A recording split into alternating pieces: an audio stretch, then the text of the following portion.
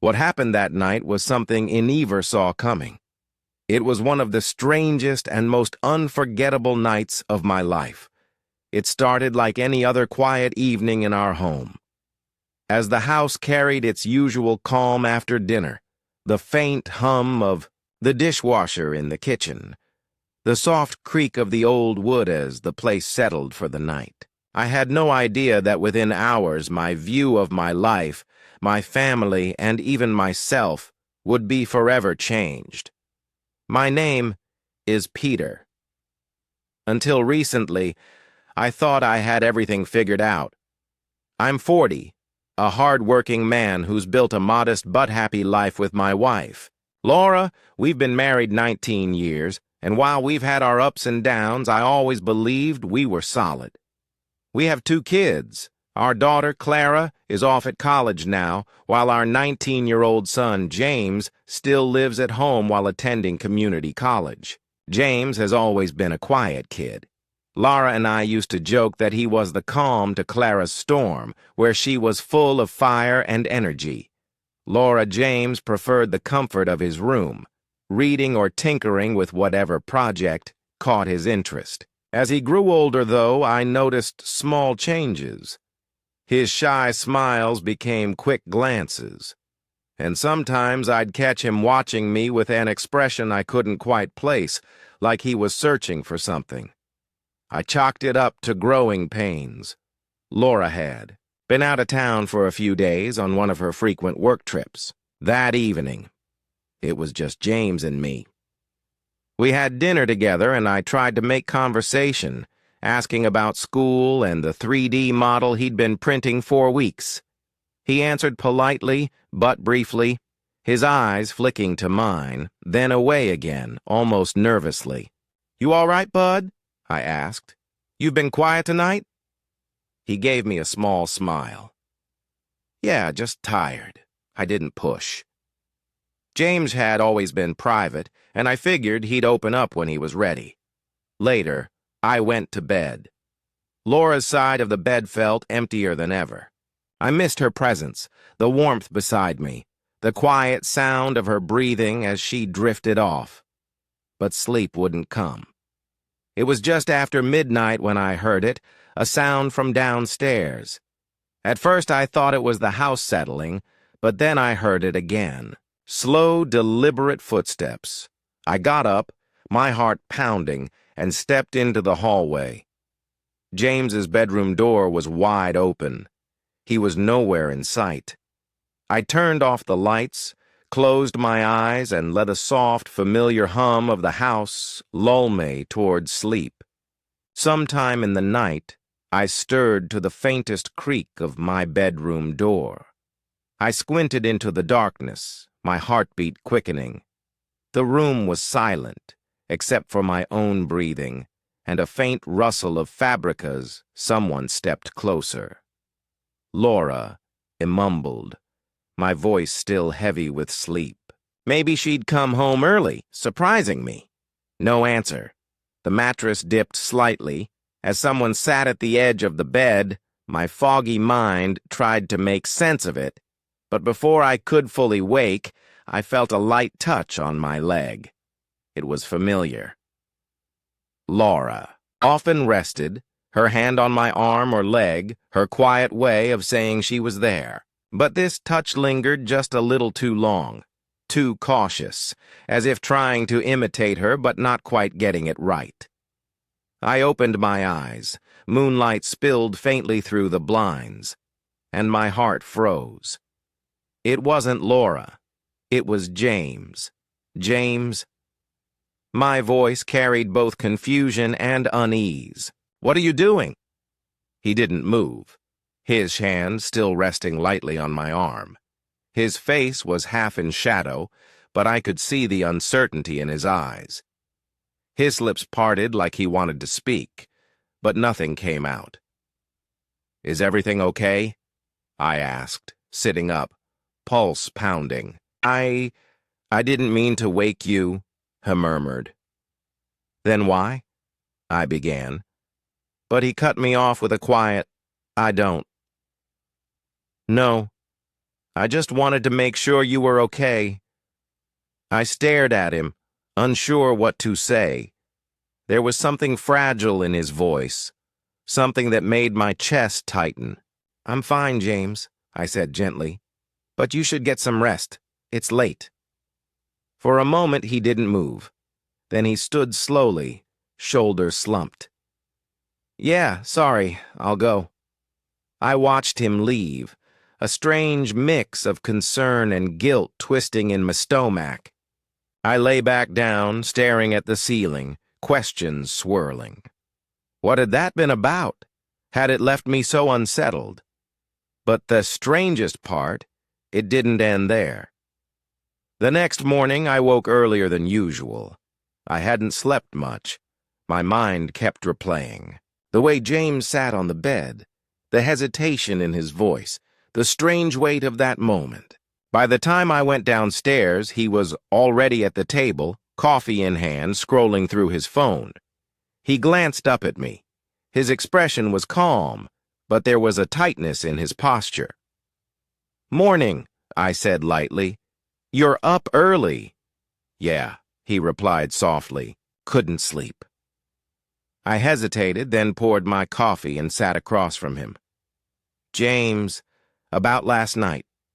I'm sorry, he interrupted, his voice sharper than I expected.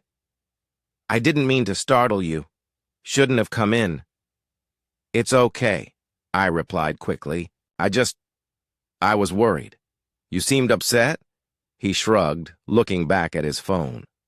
It's nothing. Forget about it. But I couldn't. The way he looked at me to wait behind that moment, it was too deliberate to dismiss. And deep down, I knew this wasn't the end of it. The rest of the day passed quietly.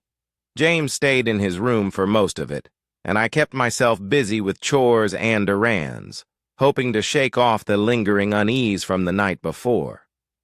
By evening, I was exhausted and ready to collapse into bed. Tried not to think about what had happened, but my thoughts kept circling back, restless and unanswered. Why had James come to my room like that? Was something troubling him that he wasn't ready to share? Was there something else I was missing? At some point, I must have drifted off because the next thing I knew, I was waking to the sound of the door creaking open again. My heart gave a sharp jolt, and I sat up, peering into the dim light. Laura murmured, though I knew it wasn't her. A figure hesitated in the doorway before stepping inside. Moonlight spilled through the curtains, revealing James. My pulse quickened, not out of fear, but from a rising mix of confusion and concern. Oh, it felt as if I were reliving the previous night. James, I said softly, my voice carrying both worry and fatigue. What's going on? Why are you here again? He didn't answer right away. Instead, he crossed the room and sat at the edge of the bed, his posture slouched, his hair tousled from sleep. There was a weariness about him that made him seem smaller, almost fragile. I'm sorry, he said quietly, his eyes fixed on the floor. I know this is strange. I just didn't want to be alone. Why? I asked, my tone gentler now. Talk to me, James. What's happening? He hesitated, his hands fiddling with the hem of his shirt. I don't know. With Mom gone and Clara not here, the house feels so empty. I guess I just wanted to feel close to someone. Words landed heavier than I expected. I'd been so caught up in my own loneliness during Laura's absence that I hadn't stopped to think about how James might be feeling. He had always been quiet, reserved, but maybe that was his way of coping with the same emptiness I was wrestling with. It's okay, I said, placing a hand on his shoulder. You're not alone, James. I'm here. He glanced up, searching my expression, and for a moment, the silence between us felt deep and unspoken. I gave his shoulder air-assuring squeeze and tried to lighten the mood. "Come on," said, patting the other side of the bed. "If it helps, you can stay here for a while. But you have to promise to actually sleep." A faint smile tugged at the corner of his mouth. "All right. Thanks, Dad." He lay down, keeping a respectful distance, and I switched off the light. Only sounds were our slow, even breaths. I could feel his presence beside me, steady and quiet, and eventually I drifted into a light, uneasy sleep. Somewhere in the night I woke again, alert, but unsure why. The room was still and shadowed. Then I felt it, a light tap on my arm. "James," I whispered, my voice thick with sleep. He didn't speak at first, but I sensed the hesitation in his movements. "I'm sorry," he finally said, his voice barely audible. I just had a bad dream." Relief softened the tension in my chest. I turned toward him and spoke, quietly. "It's all right. You're safe here." He nodded, pulling the blanket closer, and I stayed awake. For a while longer, listening to the sound of his breathing until my own eyes finally closed again. Before I could say anything, he stepped closer, resting his hand lightly on my shoulder, a gesture so fleeting and gentle. It caught me off guard. "What are you doing?" I asked, my voice trembling, but not from fear. "I don't know," he admitted, his voice unsteady. "I just don't know." The air between us felt heavy. The silence stretched tight like a wire. I wanted to say something to break it, but my mind was racing too fast. He stepped back slightly, his face clouded with uncertainty. "I'm sorry," he whispered. "I shouldn't have. I'll just go." Before I could respond, he was gone, disappearing into the hallway and leaving me with the weight of Themament. What he didn't know was that I didn't mind the closeness. It was strange, yes, but it made me realize how much I valued his presence. I'd never experienced this kind of connection before, but I decided to let it go for now and invite him to spend time with me again tomorrow. Maybe then we could talk about it. The next day, I couldn't focus on anything. My thoughts kept circling back to him. His hesitant touch, his quiet apology. He avoided me all morning, staying in his room with the door closed. I told myself he probably needed space. Maybe I did too. But as the hours passed, the tension in the house became unbearable. By my afternoon, I found myself standing outside his door, my hand hovering inches from the wood.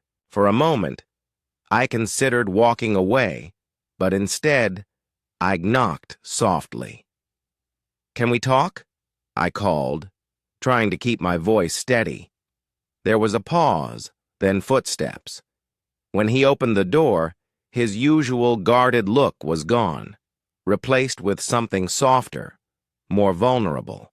"Hey," he said quietly, stepping aside to let me in. I entered, taking in the neat, orderly room, but the air felt hesitant, almost fragile. He gestured for me to sit, and I did, though my nerves were telling me to leave. "I just wanted to check in, Ibagon." About last night, he winced slightly. "I'm sorry. I know it was awkward.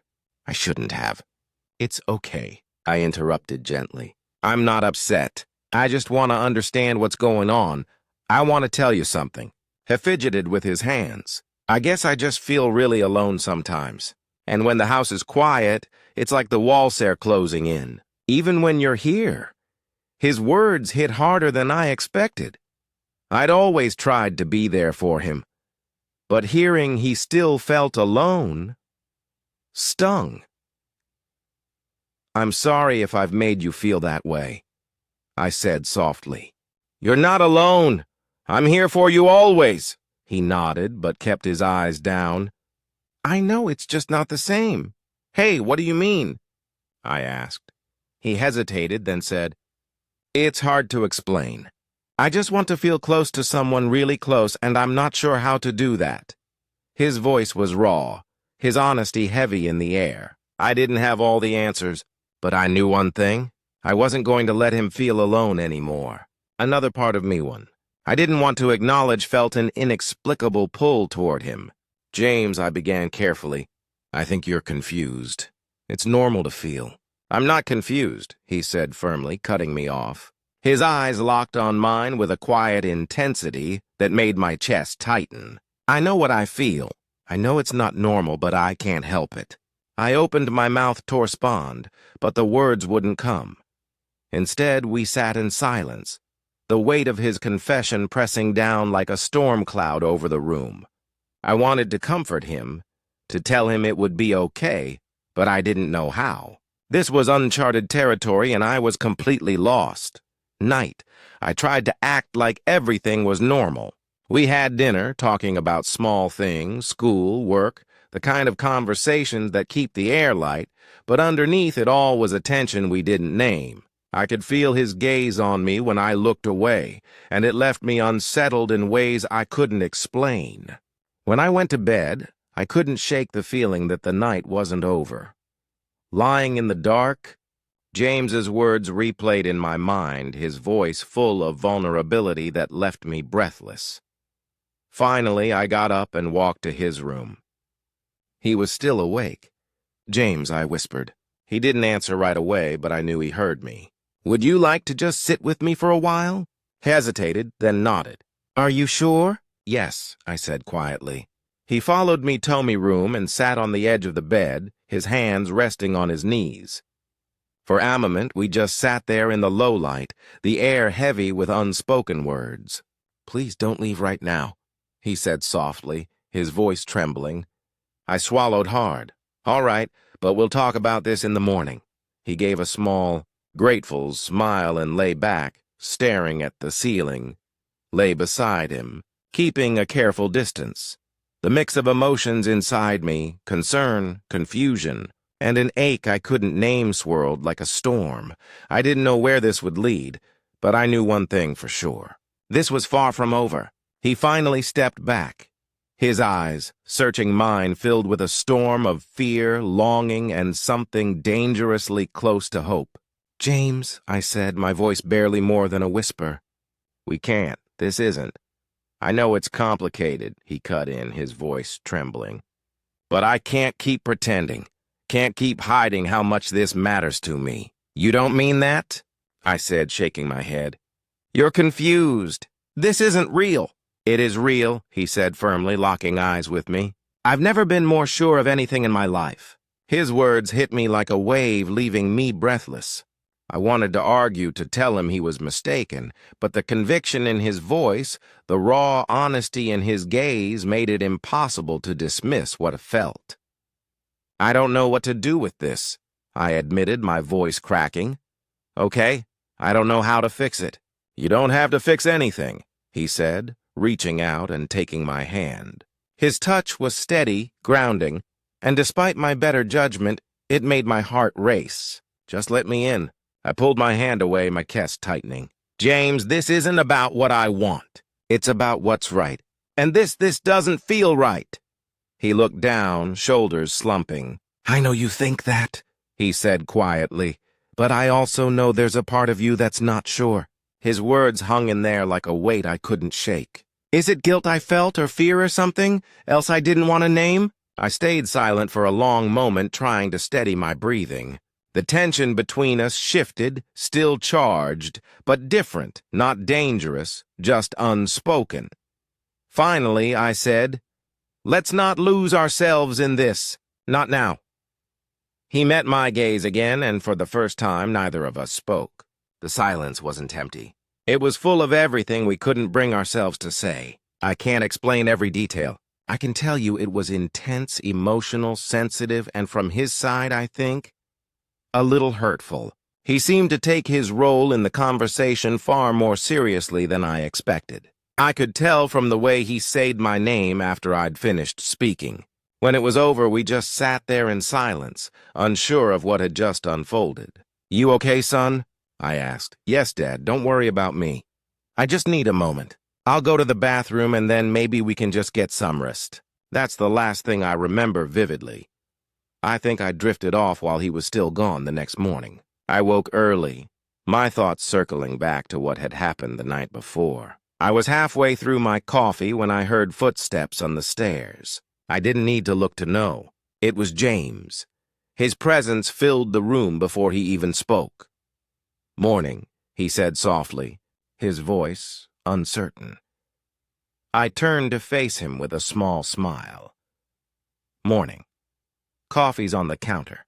Nodded, poured himself a cup, and for a moment, we just stood there in silence. The air between us was heavy, like a storm about to break. Finally, I set my mug down. "James, we need to talk." His shoulders tensed. "About last night?" Asked quietly. "About everything," I replied.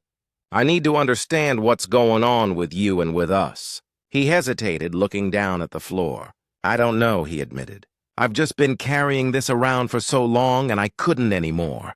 I know I didn't handle it right, but I can't pretend it's not there." His words hit me hard. I wanted to tell him he was wrong, that maybe he was just confused, but I could see in his eyes this wasn't just a passing mood. James said carefully, "Whatever you're feeling, it's complicated. Can't just act without thinking it through." "I know," he said quietly. "But that doesn't make it go away." The silence returned heavier this time. I wanted to reassure him, to tell him it would all be okay, but I didn't know how. This was new territory for both of us. One wrong step and everything could shatter. The rest of the day was awkward, to say the least. James stayed in his room, and I kept myself busy, but the conversation echoed in my head like a shadow I couldn't shake. I spent most of the day trying to stay busy, cleaning, running errands, anything to keep my mind from wandering. But no matter what I did, I kept thinking about James. The way he'd looked at me the other day, so open and vulnerable, made my chest feel tight by evening. I was sitting in the living room with a glass of water, the quiet settling around me. That's when I saw him in the doorway. He looked hesitant, his hands shoved into his pockets, but there was a determination in his eyes. "Can I sit?" he asked quietly. I nodded. He walked over and sat down, leaving a bit of space between us. "I'm sorry," he said after a long pause, for making things awkward. "I didn't mean to. I just didn't know how to handle it." "I know," I said softly. "It's okay. We'll figure it out." He looked at me again, his eyes filled with that same raw honesty. "Do you still care about me?" His voice was barely above a whisper. "Of course I do," I replied instantly, placing a hand on his shoulder. "You're my son. Nothing will change that." He seemed to relax a little at my touch. "I just want us to be close again," he said, his voice trembling. I missed that. Something inside me ached at his words. I pulled him into a hug, holding him tightly. "I'm here," I whispered. "I'm not going anywhere." For a moment, it felt like things might really be okay, like we could start to heal and rebuild what we'd lost. When he finally stepped back, his eyes were glossy with unshed tears.